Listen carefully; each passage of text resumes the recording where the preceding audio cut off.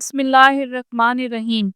غزوہ بدر 2 ہجری رمضان کے بعد اگلا بڑا واقعہ غزوہ بنی کنیقہ ہے۔ اس کے بعد غزوہ سویق اور پھر تیسرے سال ہجری میں غزوہ احد پیش آیا۔ چونکہ ہم نے بدر کے بعد کا واقعہ تفصیل سے بیان کرنا ہے تو ترتیب کے لحاظ سے سب سے پہلے ہم غزوہ بنی کنیقہ کا بیان کرتے ہیں۔ غزوہ بنی کنیقہ کا پس منظر۔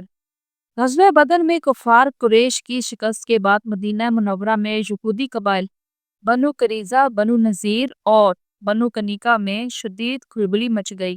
بنو کنیقہ مدینہ کے اندر رہنے والا ایک یہودی قبیلہ تھا جو زرع بنانے اور سونے چاندی کے کام میں ماہر تھا۔ ان کا شمار مدینہ کے سب سے دولت مند قبیلوں میں ہوتا تھا۔ رسول اللہ صلی اللہ علیہ وسلم نے جب ہجرت کے بعد مدینہ میں میثاق مدینہ کے نام سے ایک معاہدہ کیا تو ان یہودی قبائل نے بھی اس پر دستخط کیے۔ اس معاہدے کی روح سے سب مل کر مدینہ کی حفاظت کریں گے، کسی دشمن کی مدد نہیں کریں گے، ایک دوسرے کے خلاف بغاوت نہیں کریں گے، سب ایک دوسرے کے ساتھ انصاف کا معاملہ کریں گے۔ مگر بنو کنیقہ اس معاہدے کے باوجود دین اسلام کے دشمن تھے۔ وجہ نزاع: غزوہ بدر کے بعد جب مسلمانوں کی شان بڑھی اور قریش کی شکست نے یہودیوں کی غزوہ کو توڑا تو بنی کنیقہ نے کھلے عام مخالفت شروع کر دی۔ وہ مسلمانوں کو طعنے دینے لگے کہ تم نے بدر میں قریش کو مارا تو یہ کوئی کمال نہیں، اگر ہم سے مقابلہ ہوا تو دیکھو گے کہ جنگ کیا ہوتی ہے۔ ان کی دشمنی کا اصل سبب وہ واقعہ تھا جو ان کے بازار میں پیش آیا۔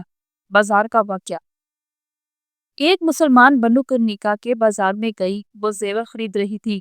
یہودی دکانداروں نے شرارتاً اس کا پردہ کھینچنے اور اس کی عزت پر ہاتھ ڈالنے کی کوشش کی۔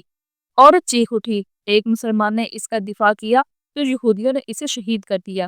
یہ خبر پورے مدینہ میں آگ کی طرح پھیل گئی۔ مسلمانوں کے جذبات بھڑک اٹھے۔ اعلان جنگ: رسول اللہ صلی اللہ علیہ وسلم نے فوراً بنو کنیقہ کے پاس پیغام بھیجا کہ تم نے معاہدہ توڑا ہے، اس حرکت کا حساب دینا ہوگا۔ مگر بنو کنیقہ نے جواب دیا، اے محمد، یہ دھوکہ نہ کھاؤ کہ تم نے قریش کو مار لیا ہے۔ وہ لوگ جنگ کے فن سے ناواقف تھے۔ اگر ہم سے پالا پڑا تو تمہیں معلوم ہوگا کہ اصل لڑائی کسے کہتے ہیں۔ یہ اعلان بغاوت تھا۔ محاصرہ بنو کنیقہ: رسول اللہ صلی اللہ علیہ وسلم نے مسلمانوں کو تیاری کا حکم دیا۔ آپ صلی اللہ علیہ وسلم نے حضرت حمزہ رضی اللہ عنہ کو جھنڈا عطا فرمایا اور مسلمانوں کی فوج قلعہ بنی کنیقہ کی طرف روانہ ہوئی۔ بنو کنیقہ اپنے مضبوط قلعوں میں چھپ گئے۔ مسلمانوں نے ان کا قلعہ گھیر لیا۔